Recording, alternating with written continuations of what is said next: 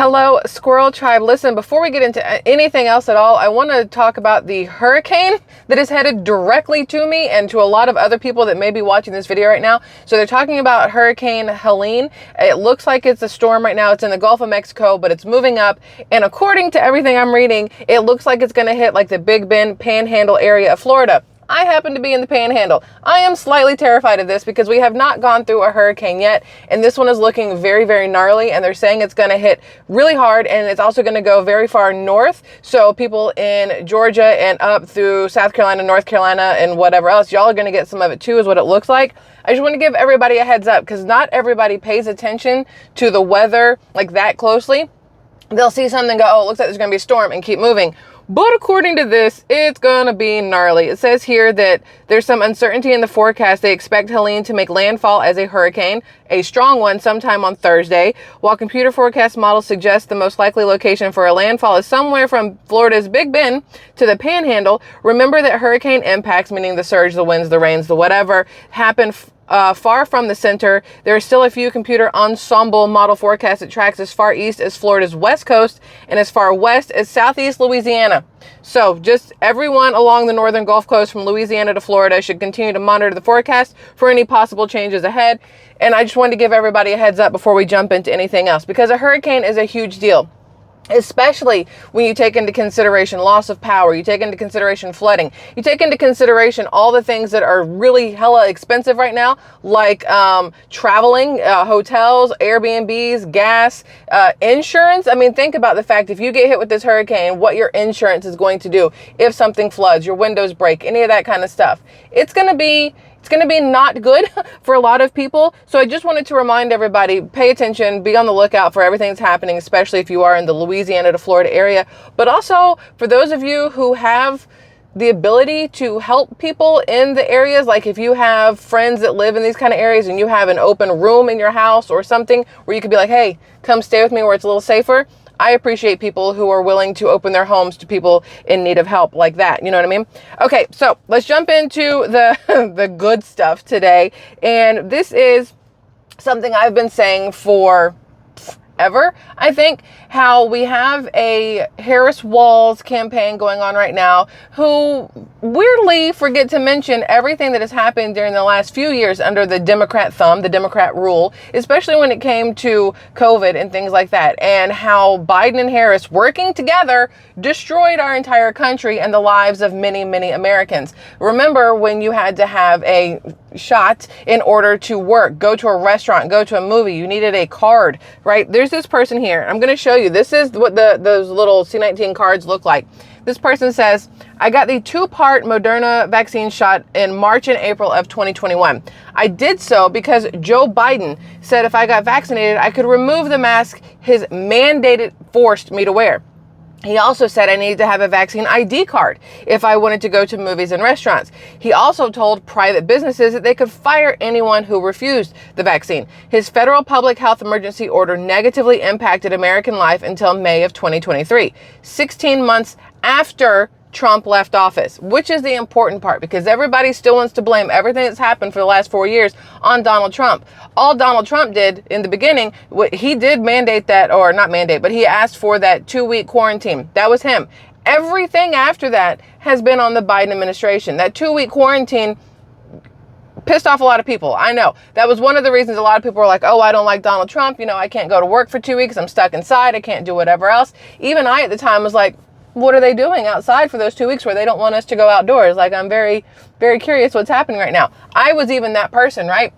But looking back on everything, those 2 weeks was supposed to be in hopes of a way to stall everything that was going on, keep people safe, whatever else. Again, this is an unprecedented thing that we dealt with in 2020. Donald Trump had no idea what was going to happen, what was going on with it. It was new to everybody, right? Joe Biden and Kamala Harris, though, had a better idea once they took over office. And once they got in office, they made everything exponentially worse. So when Kamala and the other Democrats say Trump will be a dictator, just remember what rights and freedoms Joe Biden used COVID to steal from us. And I know who the real dictator is, which is Joe Biden. And here's what's funny. The the politicians and everybody else have said that Kamala Harris is far worse than Joe Biden when it comes to her far left-leaning policies, when it comes to the socialism that she wants to enact, even Marxism, all these things, that she is worse than Joe Biden. And yet here we are, everybody, not everybody, the smart ones here, everybody else pushing for Kamala Harris to be president, to, move this country forward as opposed to make it great again. Moving forward doesn't fix anything, just so we're all fully aware. Moving forward just means you went from here to there. It doesn't mean that anything got better from here to there. And if you've watched anything that Kamala Harris has said, she has no flipping clue on how to make anything better on that way forward from here to there, point A to point B. It's just a movement. There is nothing in there that says what she's going to do to make anything better. She's going to have an opportunity economy. Okay, cool. Break it down for me. What does that mean? Well, you see, I was raised in a middle-class family and blah, blah, blah, blah, blah. And I was born in Oakland, but I've spent most of my life in Canada. And then I came back here and screwed over black men and women while I was the attorney general, the DA, the whatever. There's nothing good about Kamala Harris. Here's what's also very interesting to me. Do y'all listen? I don't know if you've been part of this channel long, and if you have been, then you know about Lahaina, the fires in Lahaina in Hawaii, and the suspicious everything with that. And then, y'all, the fact that Joe Biden, acting president Joe Biden, decided that the best way to help the residents of Lahaina was to give the homeowners a one-time $700 payment per house, not per person in the home, but if you owned the home, he gave you $700 to help ease the pain of losing absolutely everything, because Lahaina was demolished. That fire ripped through and took numerous lives, ruined buildings, houses, everything, right? It missed the wealthy neighborhood, which is, we're not going to talk about how that happened, but, and all the celebrities' homes and things like that. So he said, I'm going to give each homeowner $700. That's the person who owns the home, not the person who's renting the home who lost everything, the person who's living there who lost everything, the employees who were taking care of places, the locals who lost everything, right? It doesn't help them. It helps the person who owned the home. What if a business owned it? What if you were renting from a business? So BlackRock got another $700 in their bank account. What happened to the people living there? They didn't get that $700, which I always thought was extremely shitty. Now, on top of that, I don't know if you guys remember, when Oprah Winfrey and Dwayne "The Rock" Johnson decided to make the small little PSA about how the American people needed to dig into their pocketbooks to help the people of Lahaina. They made this whole thing about they want people to donate, and each of them donated, I think it was $10 million, which is great. I'm not going to, say somebody did a bad thing when they donated money. That was great of them to donate that money to help the people of Lahaina. They did not have to. And I do want people to remember that. They did not have to help the people of Lahaina. But at the same time, Oprah Winfrey just donated $150 million to the Kamala Harris campaign. $10 million for people who lost everything due to a fire. $150 million to a woman who is batshit crazy, has no clue on anything, cackles like a freaking hyena on drugs, and can't put a sentence together to save her life that makes any sense, and wants to be president of the United States. Oprah Winfrey just gave her $150 million for her campaign. Now here's my question. The hell is she going to do with $150 million for her campaign? We vote November 5th. How is she going to spend $150 million between now and November 5th? Where does that money actually go? All this campaign money that is pulled in, where does it actually go? They're talking about how in July or August, whatever month, that Kamala Harris pulled in 4 times the amount, I think it was August, 4 times the amount of campaign donation money than Donald Trump. And that's because of good old Oprah Winfrey donating $150 million. Now, I do have to wonder if that was before they had their little sit-down interview where even Oprah Winfrey looked like, like, what is this woman? I have to assume it was before that, because afterwards, even Oprah had to have gone, ooh, no, this does not look good. This woman is stupid. But either way, $150 million to a presidential campaign, $10 million to people who lost everything and could actually use help. Priorities, right? Priorities. Me personally, if I had $150 million sitting around, you know where it would go? Not to a single fucking politician, not to Kamala, not even to Trump. It would go to the people who need help. It would go to the people who lost everything in Lahaina. It would go to people who lost everything in wildfires in California. People who lost everything during hurricanes. Like, it would go to people, wounded veterans, people who are homeless because of the Joe Biden administration destroying our economy for the last 4 years and people losing their jobs and their homes. The price of everything going through the roof and people can't afford to live. That's where my money would go. But Oprah Winfrey, $150 million to Kamala Harris's campaign. I don't understand. Okay, personally, I don't understand. I think it's great, obviously. I guess this is completely hypocritical beyond all belief, but I think it's great when people donate to Donald Trump to help his campaign. Yes, go for it all day long. $150 million, cool, love it. To Kamala Harris, batshit crazy. Why are you wasting your money? You could be spending your money on so many better things. Why are you spending it on Kamala Harris? Again, hypocritical. Don't really care. I just don't understand what Kamala Harris is going to do with that money. That $150 million for her campaign. Would go buy more buses to bus people into her rallies, go buy more people to sit in the back seat and hold up Kamala Harris signs, go buy more transgender surgeries for underage children and they don't tell their parents. Like, is this what the campaign money is for? Is this hush money? Is this, oh no, don't remind people that Oprah Winfrey's been linked to Jeffrey Epstein, Harvey Weinstein, P. Diddy, a lot of other people? I'm just saying, speaking of P. Diddy, totally off topic, obviously, but for those of you who have been paying attention to what's going on, Puff Daddy, Sean Combs, if you will, is literally the black Jeffrey Epstein, but in like a little different way. The Diddy parties, the freak-offs, how many celebrities right now that are going through and wiping their social media accounts clean? How many CEOs that are stepping down from large corporations? After Diddy got caught and the FBI raided his home and pulled footage of all these tapes and all these parties that have gone on in his house, Barack Obama, Michelle Obama, Chrissy Teigen, John Legend, Usher has wiped his Twitter clean. Pink has I think she wiped her Twitter clean. Megan Fox, like all these random people. Kim Kardashian sent out like a cease and desist and is like suing people for trying to bring up the videos of her at Diddy parties. This says a lot to me. Like, we know that politicians in Hollywood are like this. They go hand in hand, ergo $150 million from Oprah to Kamala's pocket. But we also know that they are some sick mofos out there. Like, there is some sick people going on, like doing things. This is why, this is way again off topic, and I don't know if YouTube's going to let this slide. This should probably be a Patreon thing, but I'm already on a roll. This is why I feel like they allow the open border. They let the children through. The children go missing. Nobody knows where the children are. It's because they're at P. Diddy freak parties. And the socialists, the people in Hollywood, the people in politics, they are the ones who are benefiting from these missing children, from this human trafficking, the sex trafficking, everything else. So of course the Democrats want to keep Democrats in charge because Democrats are the ones who allow it to happen. Republicans would shut that shit down like immediately. So yeah, that's my thought on that. Anyway, so back to what we were talking about, because I got a lot here. Y'all know I get a little carried away sometimes. It's not on purpose. I mean, it's fun, but it's not always beneficial, and some people won't always agree. Oh, I want to play this for you.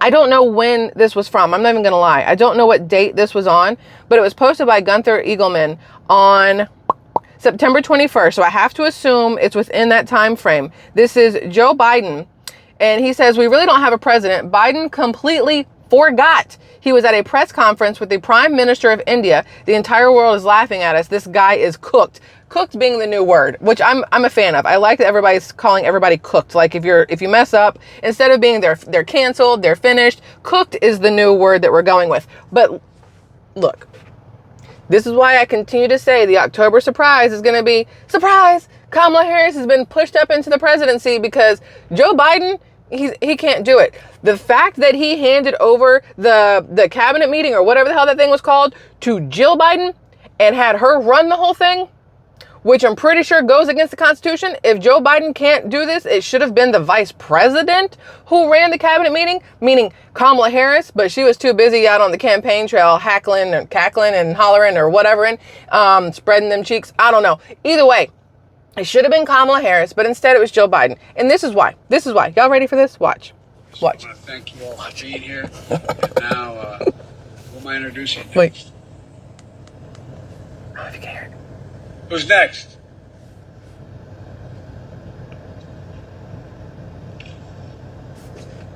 Distinguished guests, the Prime Minister of the Republic of India. He literally said, who am I introducing next? Who's next? And he didn't know, and so somebody else had to do it. Like, sir, I forget stuff all the time, but it's because I have too much going on in here. Joe Biden forgets stuff because he didn't have shit going on in here. There's a big difference between Joe Biden and myself. I just think that is crazy. It's crazy that our current sitting president is completely done for, cooked, if you will. Kamala Harris, the vice president, who should be doing vice presidential things, is instead spending all of her time and taxpayer money, side note, to jet around the country to campaign for herself, but not actually campaign, just have like little fun parties where people get free food and whatnot, because still nothing actually gets talked about. But what is crazy to me is you have, again, Oprah Winfrey donating $150 million to the Kamala Harris campaign. Yet it's still the taxpayers who are paying for her to ride on whatever that vice presidential plane is. Well, I don't remember what it's called. Or Air Force One Junior. I know that's not the name. I don't know what it's called, but either way, look, this is the thing. I think I showed you guys yesterday. There's that teleprompter between her and Oprah, that teleprompter in the background, and look at her cackling. Look, I bet she pays her dentist a lot of money because she shows a lot of teeth all the time with how much she's cackling and laughing. Now, I do want you guys to hear this. So JP Morgan CEO Jamie Dimon, we've talked about him numerous times throughout the couple years here on the channel. He is, a lot of people don't like people at the top, and Jamie Dimon is definitely at the top. He's money all day long, right? But he's also a very smart man, and he will tell you the truth, whether it's good, bad, ugly, whatever. A lot of people dislike him because he has, buttloads of money, but it's because he's made smart decisions and also because he screwed over people. They kind of go hand in hand sometimes. But I want you to listen to what he has to say. Now, this video, I believe, is a little bit old, but the things that he's saying still make sense and come into play. So let me, it's a couple minutes long, but we'll be fine. I want you guys to hear what JP Morgan CEO Jamie Dimon has to say on global risks. Because again, Kamala Harris in office, global risks all across the board. How do you see the U.S. economy playing itself out over the next 12 months? This is an election year. We've been talking a lot about what just took place in Iowa and trying to understand how the American public is going to feel about the economy may ultimately dictate how the president is decided. Yes, I agree with that. I think it's a mistake to assume that everything's hunky-dory. And, and when stock markets are up, it's kind of like this little drug we all feel. Like, it's just great, But remember, we've had so much fiscal and monetary stimulation. So I'm a little more on the cautious side, that we are facing a lot of things in 24 or 25. And we mentioned Ukraine, the terrorist activity in Israel, the Red Sea, quantitative tightening, which I still question if we understand exactly how that works. I don't think we do. How QE actually worked, what the effect of negative, zero rates was for all this time. And obviously the politics, and then the Ukrainian war is affecting oil, gas, food, migration. So you have all these very powerful forces that are going to be affecting us in 24 and 25. So, no, I paused in the wrong. I tried to pause it instead. I effed it all up. You know what? That's enough of Jamie Dimon then. So listen, when he says the Ukrainian war is affecting everything, the oil, all the prices of everything, it's true because we do get a lot of imports from Ukraine. But at the end of the day, what's affecting us mostly about this Ukraine-Russia war is the money that our current Democratic president is consistently just shoveling over to Ukraine instead of keeping here within our borders. And I think people need to remember that. If you want to have a better economy, quit sending all of our money to everybody else. Quit spending it on illegal immigrants. Spend it on citizens. Spend it on this country itself, not on everything that does not matter. And now people are going to say, oh my gosh, you're so heartless. Ukrainians matter. No, I know that, fully aware. But do they matter at the tune of hundreds of billions of dollars that should be here within our own country? Like, I don't know how to not sound like a raging asshole when I have this conversation, but America first, okay? All day long, America first. Same thing, you're on an airplane and it's going down, which is what our country feels like under this Biden administration and possibly Harris administration. The plane's going down, get the mask drop. They tell you all day long, put yours on first before you help anybody else, because if you're so busy helping everybody else that then you black out, you die. you die because you didn't put your face mask on. And it feels selfish for some people. I have a child. It literally, my brain goes, I have to put mine on before I can help her. And everything in me is like, that's stupid. Help her first. She's your kid. But here's the thing. She's my kid. And again, raging asshole here, I know it. But if there's a stranger sitting next to me and it's him or me, bro, I'm picking me every time. And I know that's wrong for a lot of people. But to me, it makes perfect sense. I will help myself, then I will help you. I will make sure my home is in order, then I will help you with your home. I want to make sure our country is in order before we worry about somebody else's country. And it's absolutely crazy to me that the left does not understand that. That the left does not understand that if you continue giving and giving and giving and giving and you're not receiving, guess what happens? You have nothing left to give, and everything that's over here is done. It's gone. It's finished because you've given everything away. We've given away our money to Ukraine. We've given away our resources to Ukraine. We've given away our military equipment to Ukraine. We've given away all of our money to illegal immigrants, our housing, our food, our everything else, when it could have gone to the homeless woman and child sitting on the street because, you know, they didn't want to get the Joe Biden mandated jab, and so she lost her job and now they can't live. Like, I would much rather help them than help the people who crossed our border illegally and therefore are criminals, and help the people in another country who are fighting a war that they, between themselves, Ukraine and Russia, should sit down at a table, sack up, and figure out how to stop it. It's not on us to figure out how to stop their problems. We don't always have to be the freaking mediators. And technically, we're not the mediators if we're helping one side. Anyway, I'm sorry. I get worked up sometimes. It's early. I'm stressed as all get out about this hurricane thing that's coming through because my mom just moved here to Florida. So not only do I have to worry about myself, my husband, my child, and our dog, now my mom, I'm worried about her dog, and her cats. And it's like, where do we all go if we need to leave? Like, hotels are going to be overcrowded, I'm sure. They're not going to let us bring animals in. It's money that nobody was foreseeing having to spend, but at the same time, staying here, slightly terrifying, because again, we've never been through a hurricane, and the way they're talking about the one that's coming in, Helene, it looks like it's going to be pretty freaking gnarly, and I'm not interested in putting my 15-year-old through pretty freaking gnarly weather, you know? So, slightly stressed, little bit, stressed about the election, which people out there are like, your vote doesn't matter. Even if it doesn't, I'm still going to vote accordingly. And I'm still going to pay attention to what's going on. And I'm still going to stress about it because it is my life, my family's life, my neighbor's life, your life, our country, hanging in the balance of whether the country is smart enough to go right or if they're dumb enough to stick with the left. So that's that. Squirrel Tribe. I love y'all immensely. Thanks for letting me have this, whatever this was this morning. Yeah, okay, that's all. I'll see you guys again later. In theory, if not, then tomorrow. Yeah, one of the two. Whatever. I hope you have a fabulous rest of your day. Either way. Love you. Bye.